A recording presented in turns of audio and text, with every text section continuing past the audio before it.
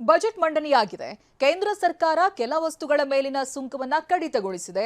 ಇನ್ನು ಕೆಲವು ವಸ್ತುಗಳ ಮೇಲಿನ ಟ್ಯಾಕ್ಸ್ ಹೆಚ್ಚಿಸಿದೆ. ಹಾಗಾದ್ರೆ ಯಾವ ವಸ್ತುವಿನ ಬೆಲೆ ಜಾಸ್ತಿ ಆಗಿದೆ, ಇನ್ಯಾವ ವಸ್ತುವಿನ ಬೆಲೆ ಕಡಿಮೆಯಾಗಿದೆ?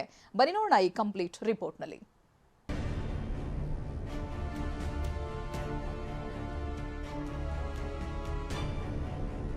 ಬಹುನಿರೀಕ್ಷಿತ 2026ರ ಬಜೆಟ್ ಮಂಡನೆಯಾಗಿದೆ.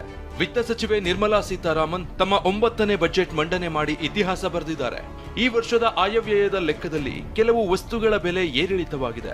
ಯಾವ ವಸ್ತು ಬೆಲೆ ಜಾಸ್ತಿ ಆಗುತ್ತೆ, ಇನ್ಯಾವ ವಸ್ತುವಿನ ಬೆಲೆ ಕಡಿಮೆ ಆಗುತ್ತೆ ಅನ್ನೋದರ ಬಗ್ಗೆ ತೋರಿಸ್ತೀವಿ ನೋಡಿ.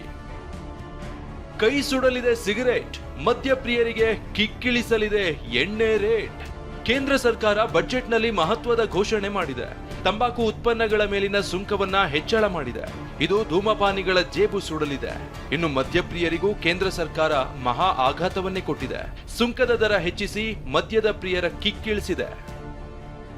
ಬಿಯರ್, ವಿಸ್ಕಿ, ರಮ್ ಸೇರಿದಂತೆ ಮದ್ಯ, ಸಿಗರೆಟ್ ಸೇರಿ ಪಾನ್ ಮಸಾಲ, ಆಮದು ಮಾಡಿಕೊಳ್ಳುವ ಯಂತ್ರೋಪಕರಣಗಳು, ವಿದೇಶದಿಂದ ಆಮದು ಮಾಡಿಕೊಳ್ಳುವ ವಸ್ತುಗಳು, ಕಲ್ಲಿದ್ದಲು, ಆಮದಾಗುವ ಪ್ಲಾಸ್ಟಿಕ್ ವಸ್ತುಗಳು, ನಿರ್ದಿಷ್ಟ ಟೆಲಿಕಾಂ ಉಪಕರಣಗಳು, ಷೇರು ಆಯ್ಕೆಗಳು ಮತ್ತು ಭವಿಷ್ಯದ ವ್ಯಾಪಾರ ಹಾಗೂ ಗುಜರಿ ವಸ್ತು ದುಬಾರಿಯಾಗಲಿವೆ. ಜೊತೆಗೆ ರಸಗೊಬ್ಬರ, ಹೆಣೆದ ಬಟ್ಟೆಗಳು ಹಾಗೂ ರಾಸಾಯನಿಕಗಳ ಬೆಲೆ ಜನರಿಗೆ ಹೊರೆಯಾಗಲಿದೆ. ಆನ್ಲೈನ್ನಲ್ಲಿ ಖರೀದಿಸುವ ವಸ್ತುಗಳ ಬೆಲೆ ಕೂಡ ಹೆಚ್ಚಾಗಲಿದೆ.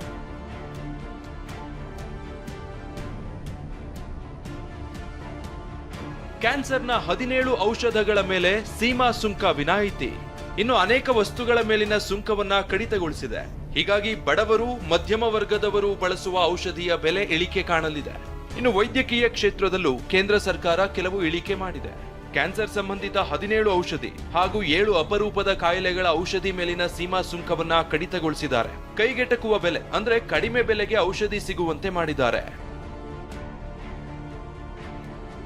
ಇದರ ಜೊತೆಗೆ ಯಾವೆಲ್ಲ ವಸ್ತುಗಳ ಬೆಲೆ ಇಳಿಕೆ ಆಗಿದೆ ಅಂತ ನೋಡೋದಾದ್ರೆ, ಚರ್ಮದ ಉತ್ಪನ್ನಗಳು, ಬೀಡಿ, ಪಾದರಕ್ಷೆ, ಸೆಣಬು, ಸಿಎನ್ಜಿ, ಕ್ರೀಡಾ ಉಪಕರಣಗಳು, ಬಯೋಗ್ಯಾಸ್, ವಿದೇಶಿ ಯಾತ್ರೆ ಹಾಗೂ ವಿದೇಶಿ ಶಿಕ್ಷಣ ದರ ಇಳಿಕೆ ಕಾಣಲಿದೆ.